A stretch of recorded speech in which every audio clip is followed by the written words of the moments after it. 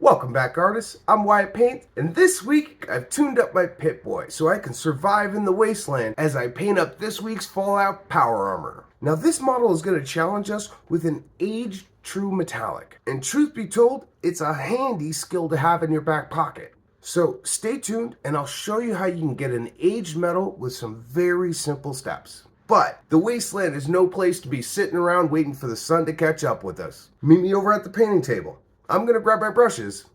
Let's get started. Just like starting a new life in the wasteland, a good paint job starts with the foundation of a good base. And this one has us working on a classic rock with a metal plinth. And it got jazzed up with a little fancy rope too, so that's fun. To start me off, rough iron. I just need solid coverage of this base metal, so an overbrush will do fine. If you're unsure what I mean by an overbrush, just think of it as a very wet dry brush. I'm using the same type of brush and a load about the same amount of paint as I would for a dry brush, but then I don't use my texture palette to knock any off. Instead, I'm going straight to the model with my overloaded dry brush, or overbrush for short. For a smooth surface like this, you want to use very light pressure so that the bristles glide along the surface. This is a technique to get thin coverage over large areas with very little time. If you want to paint big statues like this as a hobby, having a solid handle on all forms of dry brushing is going to save you time, money, and headache.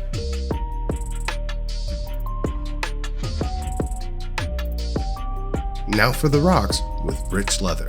After a quick detail trip around the edge, it was back to the same brush, same paint load, but slightly different strokes. Here, I'm using a stippling poke to ensure color penetrates deep within the details, but still keeping a light pressure when doing any of the sweeps. Using too much pressure can leave streaking brush strokes and a texture to the paint. If you see them, just go back over the area while it's still wet with a lighter and lighter touch, until you see any stroke patterns disappear.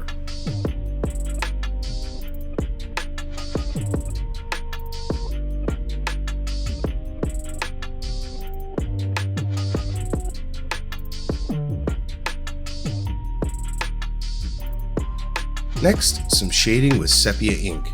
When shading dark colors like brown, using an ink can get you deeper tones than a wash ever can. So, if I don't want this completely taking over the tone of the rock, I need to thin this down a bit. I'm going about 2:1 water to ink, and it still looks plenty intense. With the ink thinned down, I gave the rocks an all-over shading. Even with this extra water, it's tinting everything a step darker. And while this looks like fun, fast painting, I'm making sure not to flood the rocks, especially when it comes to the sides. We have a bit of a safety lip around the edge, but you gotta exercise control and mop up any random pulling in the rocks. Bonus here is cleaning up all this excess ink will speed up the dry time.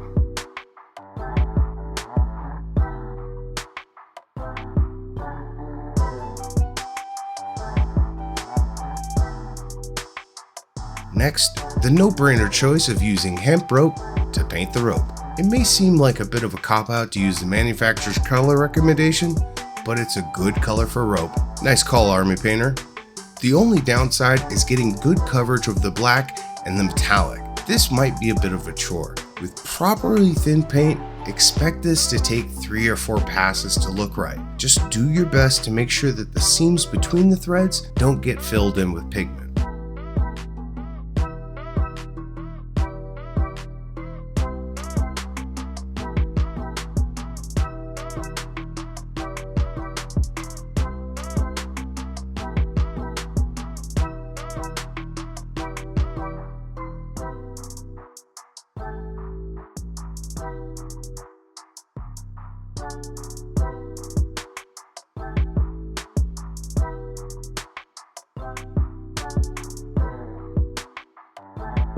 Once dry, the metal and rope needed a bit of weathering, so I thinned down the ink even more and washed everything down. This will start to gunk up the rope and dull the metal down just slightly. Just one of the many times weathering will become an important step in this build. While I won't be trying to replicate the all-over sepia color grading present in the games, I absolutely need to lean into the post-apocalyptic world it belongs to, so nothing can be new.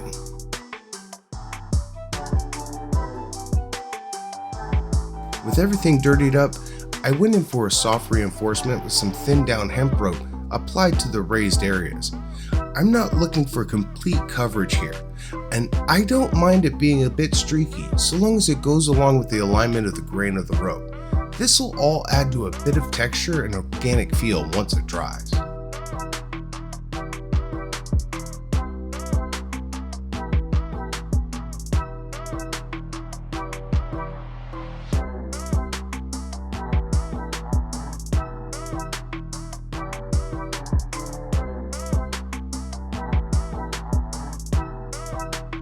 Now for a bit of hammered copper. Using a light dry brush, the goal here is to give a slight glint to the top edge, pick out each of the rivets and the eyelets holding the rope, and give a touch of color to the larger open areas.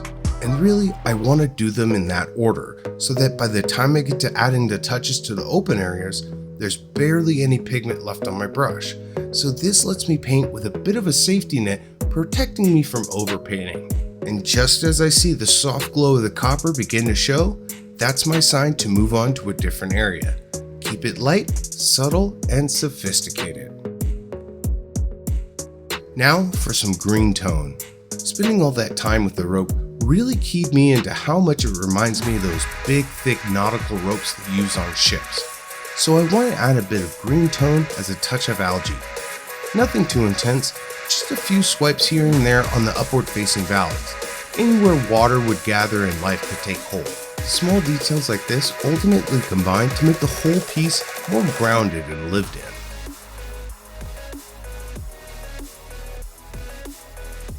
Since I had so much green tone left, I went back over to the rocks to double down on some of those shadows. I had to be very selective here, as putting a green tone over brown gets super dark results. So a bit more of a targeted wash to the deeper and more highly detailed areas was in order. Hopefully this will keep some of the more interesting bits of the rocks from getting lost in the blob of brown.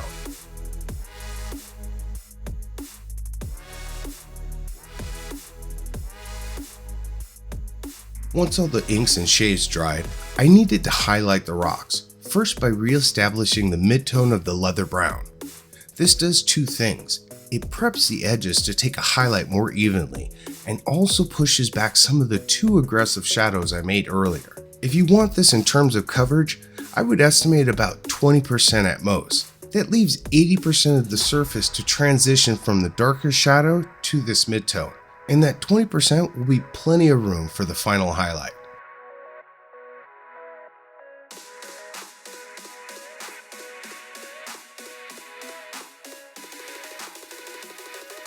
Speaking of the final highlight, Monster Brown. Here I swapped over to Big Floof because I want the lightest highlight pass I can muster, with the goal of hitting around 1 to 2% surface coverage. The best way to imagine this is, as soon as it looks like someone has dialed up the sharpness of your rocks, you've nailed it. Now just repeat this over the rest of the rocks while pushing your brush strokes towards the bottom to lock in that overhead light source.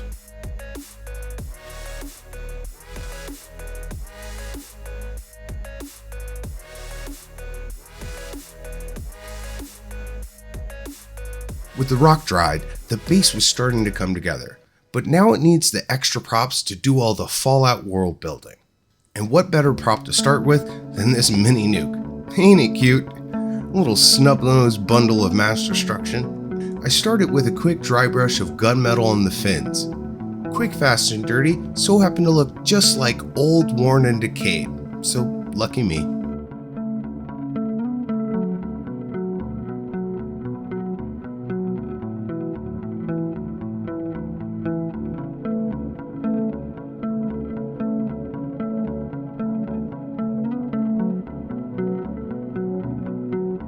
Next color, Angel Green. To continue with the old and decayed look, I opted for a stipple application. This will give me a ton of tone variation and will read like really old weathered paint.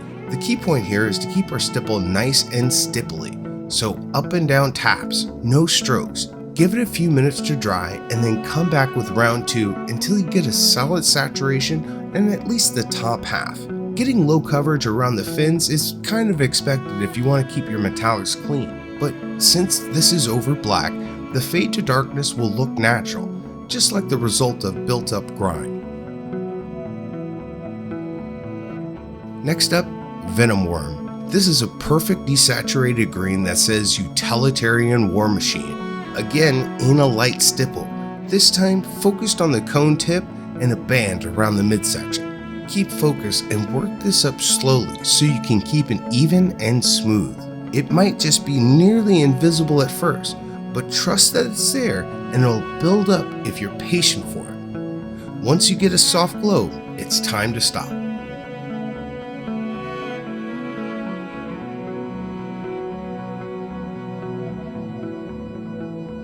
Now for a bit of weathering with oil stains. Now this stuff is meant to be streaky, so don't drive yourself batty trying to fight it. The point of this is to get a little bit to gather on the surface that we built up from stippling. This is going to be very hard to see with your eyes, but all those little dots left little pockets, and a thin layer of oil is all it's going to take to start to bring it out. But keep this super thin or we'll lose that soft highlight we made underneath. And don't forget to oil up the fins as well.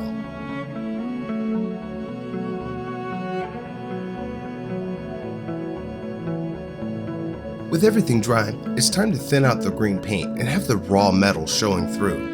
So a whisper light touch is going to be needed here. I'm looking to get a very fine sheen over everything. This has the added bonus of getting a clean silver edge on the highlight panel and ribbing and bolt heads. Just be careful not to overdo this step trying to highlight these. This step is mostly for the sheen.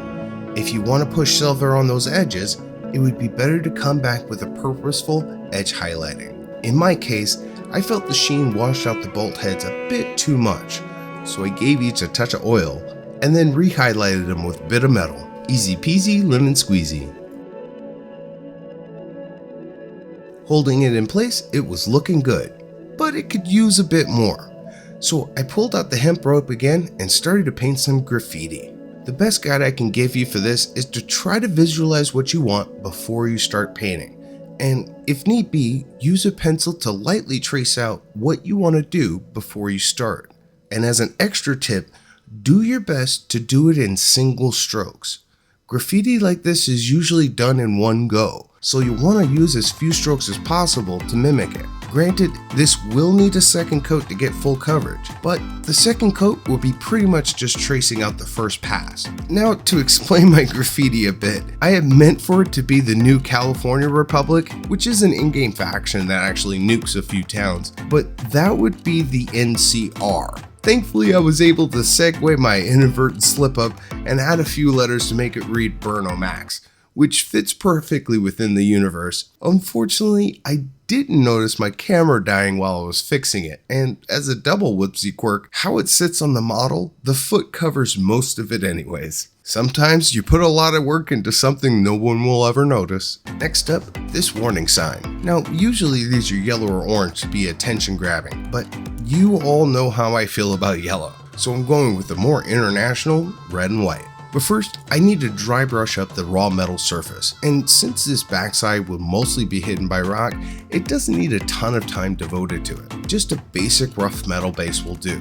And I don't even want to get 50% coverage here either. All of this will need to fit into the wasteland, so nothing too shiny. Just give a bit of extra attention to the pull, as it will be the most visible part.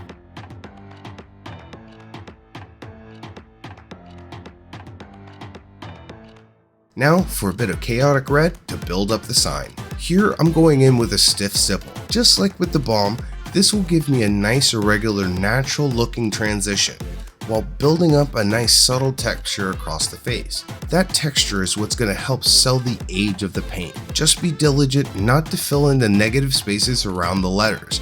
You want color down there, but it's not a landfill, so don't dump it in. Dab out as much excess paint as you can to keep those details sharp.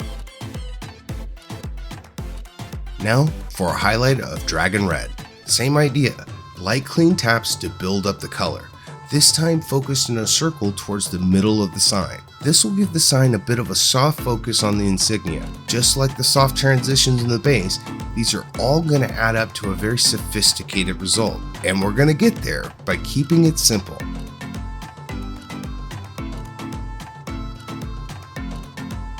Next up, ash gray to define the lettering and trim.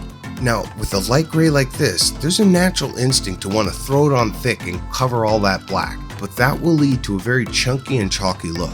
Resist the urge and thin the paint down. Just be prepared to do the few coats it'll take to get full coverage. Honestly, depending on how light I'm trying to get, it's not unreasonable for me to go 8 or 9 coats to get the coverage and saturation that I want. It's worth it if the final result is smooth and texture free. In this case, it took me about 4.5 coats. That's because the large area in the insignia needed a bit more extra work to look right. Just be sure not to overload your brush during these sections.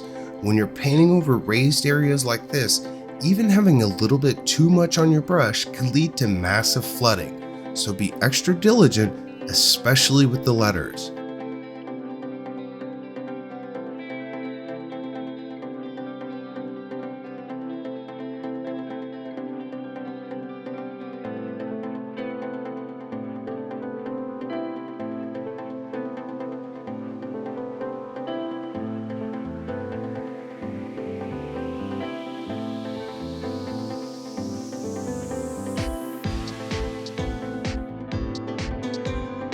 Now to weather it with oil stains.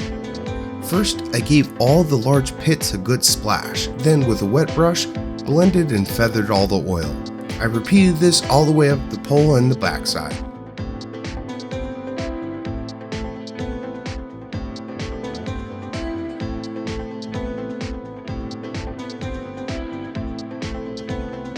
Once it was dry, it was time to switch to the face of the sign and really lock in for some detail work, and very carefully blackline each major scratch on the face. If you're not feeling up to it, I understand. It'll look good without this step, but it might be a good idea to give it a try and push your boundaries as a painter. You might just surprise yourself. Once I got the major scratches, I added a few embellishments in so it wasn't a bunch of straight lines. Wear and tear should be irregular, so that means you gotta mix up the kinds of damage too.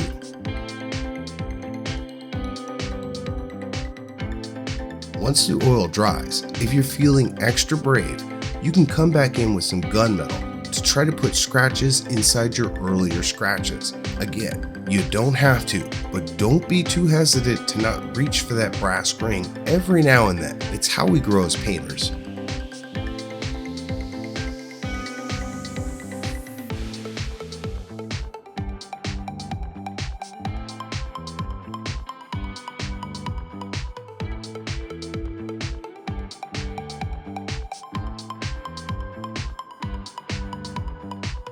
The last of the base props is his vintage style sign, and it was giving me Vegas vibes 100%. So I want to go for a neglected desert sign look. The first step will be ultramarine blue. This is a fast and fun section. In fact, overpainting is encouraged. All of the overpaying will be a part of the next step, so no worries about being clean. Just get the color in every bit of the recess area that you can. And as well as blue covers, I had to go back and give it a second coat just to make sure I got as much color down as I could. But remember to thin your paints and don't flood your models. We can be a bit sloppy. We just don't want to make a mess of our project. So keep an eye out for any pockets holding on to too much paint or getting painted over. But have fun with it.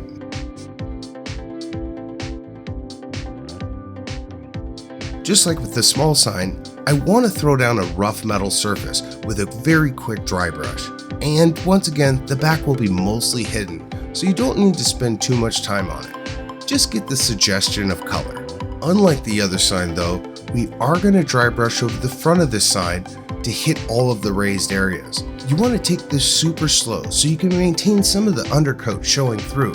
This is where that overpainting is going to lend a hand. You see, signs like this that are exposed to desert winds literally get sandblasted over the years, and that would eat down to the bare metal. So in some areas, you should have some hints and flecks of blue that survive. That along with the gunmetal makes for a pretty quick desert weathering. I also took this time to dust up the ring and stars, but this was more of an undercoat, as I came back with Sycorex Bronze. This was to give them a hint of color and a bit of contrast from the girl itself.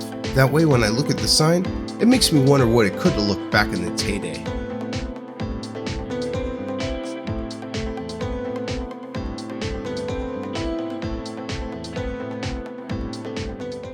Before we get on to the heavy-duty metalwork, I'd like to take a moment to thank my subscribers over on Patreon. Each week, I can see the painting pantheon slowly growing, and I can't thank you enough. If you would like to join the painting pantheon, you'll find a link to my Patreon in the description below. You can join for free and get behind-the-scene insights on what I'm working on in the studio. You can also support the channel right here on YouTube by subscribing, liking, and maybe even leaving a comment. I try to make it a point to answer back to each and every one. For now, my rads are peaking, so let's get back and finish off that power armor. To get going on the armor, I'm going to take a bit of a shortcut and give myself a silver base to start with using metallic finish. But unlike a typical base coat, I'm not looking for full coverage here. In fact, I'm not really spraying the part directly at all, sort of misting down the surface. I'm doing this in order to maintain some of the black primer in the form of speckles showing through. This way, I'll start off with a cool looking warm metal as my base. Getting too much coverage here will end up looking like a solid candy coat, which wouldn't really fit with the wasteland. So keeping this splotchy is going to save me a whole lot of time later when I'm trying to weather it. Plus, it'll build up a nice light texture to some of the more smoother parts to better replicate a warm metal surface. So don't overdo it with a heavy spray hand. Also, don't worry too much about getting the coverage super consistent. With all the weathering and highlights we're going to be doing later, it's all going to even out.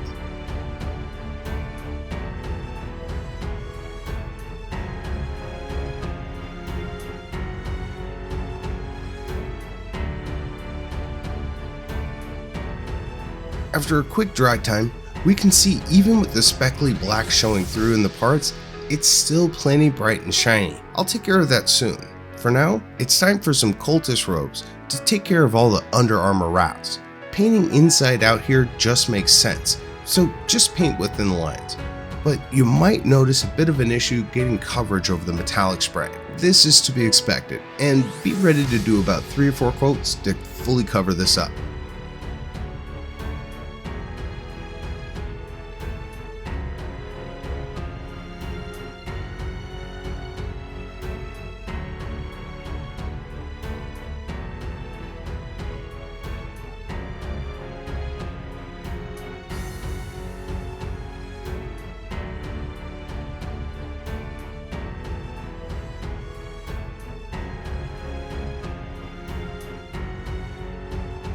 Now for a quick step of weathering with black metal. Now my first goal here is to dull down and darken all this shine, so a stiff stipple should knock down all that bling. But you'll want to do this slowly, as it's super easy to end up with a very noticeably patchy mess. So as a roadmap for easier times, in general you don't want to start your stipple in the middle of any large open panel. Rather, start in an area with a lot of details or along a major seam. Starting here, we'll deposit a majority of the pigment in these areas.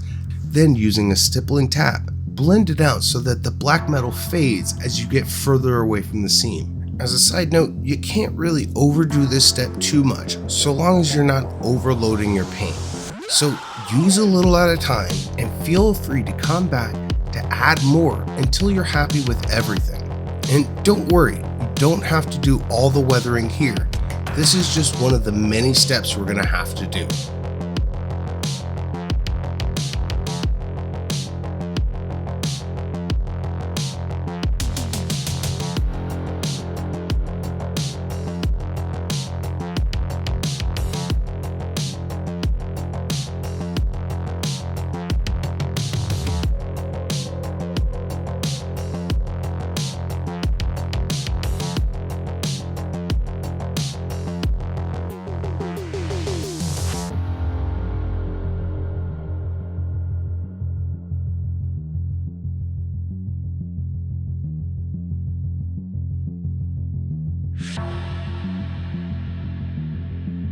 Next, for some accent plating, death metal.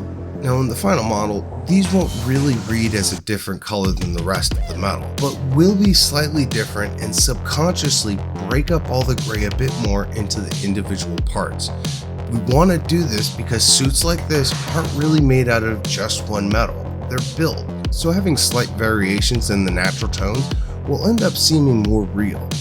Now, if you want consistency, you'll have to make sure to mirror the same parts on the opposite side, unless you're going for a more patchwork assembly of the armor, in which case you'll have to purposely go asymmetrical. Just don't forget about giving some attention to the minigun, and don't be shy about getting messy. Machines like this are slathered in oil for them to function properly, so greasy and dirty is going to be the goal.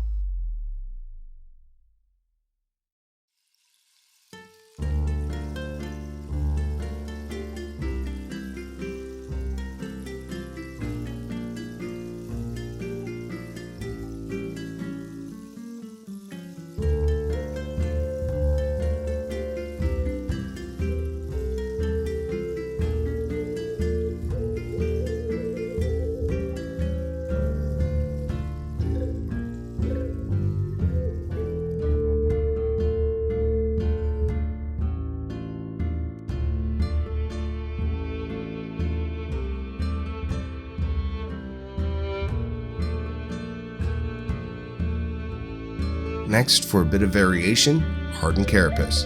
The difference here is now with a non-metallic, it'll help cut down the shine from these parts. So I use this on all the handles on the suit. Nothing too difficult, just pick out a detail and run with it. Time for another round of weathering, this time with oil stains. To start, I dotted all the screws and rivet nipples across the body. And oh boy, there was a lot. But it's gotta be done, so I tossed on some jams and greased up all those dots. Soon enough, I was ready to panel line everything and get some separation for all the individual parts of the suit. Without this step, armors like this can tend to look like they're a solid block of metal. To really give the sense that these were built rather than casted, you gotta take the extra effort with a bit of blacklining. And don't worry about being super clean here. If you think you've overpainted, just dab it with your finger and move on. The extra smudges here and there will only add to the weathered look. Just take your time and be meticulous here. Every part of the machinery needs a bit of attention to look its best. And best not to forget about that Gatling gun. This is a good opportunity to get the negative space of the barrel blacked out as much as possible. While I'm pretty sure it's hollow here in the real gun, I imagine there's a center guide drum with its barrels rotating around, so it should be drenched in oil.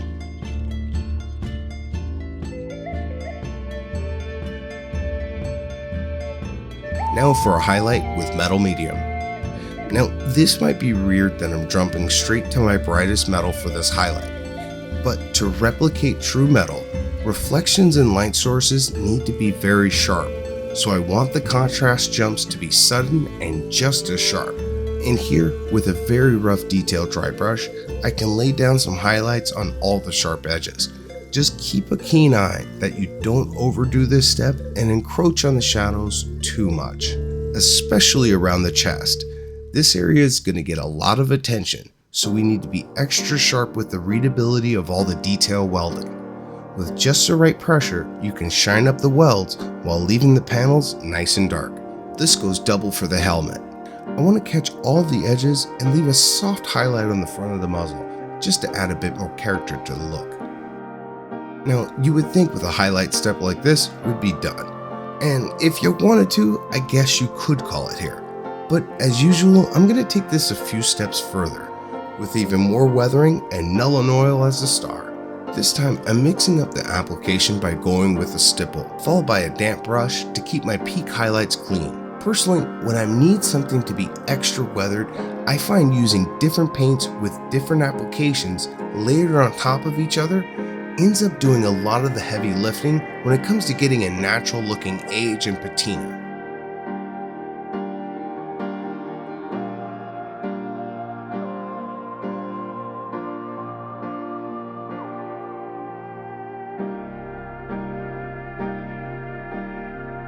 And just as you expect, the oil was followed by another highlighting of metal medium. This time, I want to focus on the areas I think would have been rubbed and buffed over and over again by hand, as this kind of armor in the wasteland would have been meticulously maintained.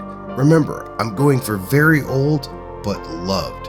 Just keep this thoughtful and light, and you should be okay.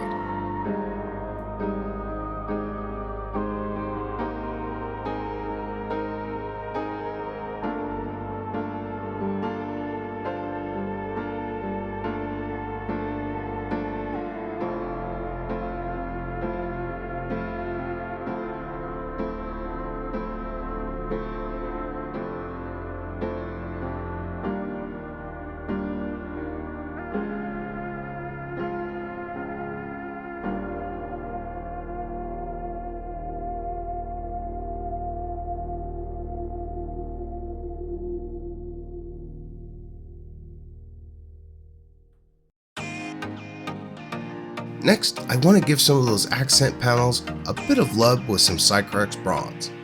And my first step were these mufflers on the back. These totally remind me of the Rocketeer. And there I go again, showing off my age. I just thought they looked cool and I want them to stick out. From here, I went around picking out bars and panels that I want to give a touch of color to. I didn't really have a rhyme or reason behind it other than to break up the blocks of silver a bit more. Just to take a quick break from the metallics, a few dabs of Dragon Red filled in the lenses on his scope. And black came in handy for the lenses on his helmet. Paint clean though, we don't want to do repaints at this point. Slow and steady is the way to go. The finish line is getting close. But before we get there, we need to do a bit more work on the big boy gun. And hammer copper is going to be a great place to start for the bullets. And an interesting detail to note here, this bell feeder has no bell. So I guess it's some kind of magnet feed system, which is pretty sick.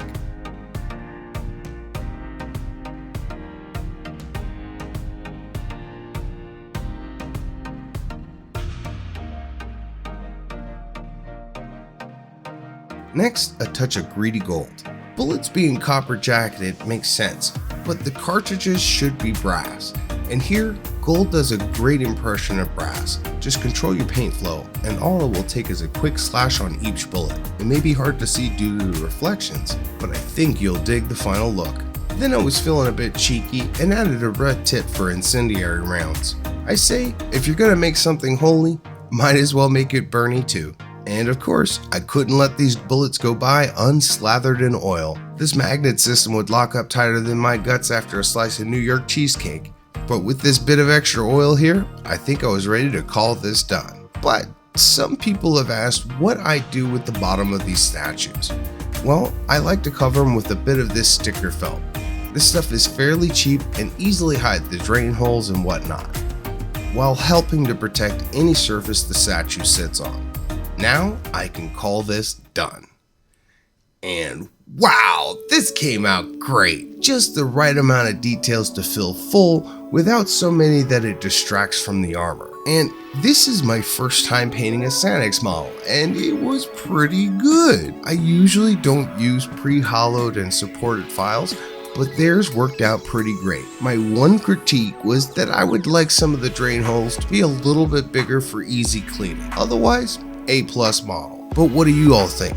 Do you think we captured the wasteland, or do you think I should have tried for that all over sepia tint? Let me know in the comments. And I'm sorry this one took a little bit long to get done. I was having some audio issues and I had to re-record this about 3 times. This is a little late, but happy holidays to everybody. Hope you had a Merry Christmas, Happy Hanukkah, New Year's, have a great time. I'll see you guys next year. It's gonna be great. More models, more tutorials, and hopefully bigger and better things. But as always, thank you for watching, stay creative, and always enjoy the process.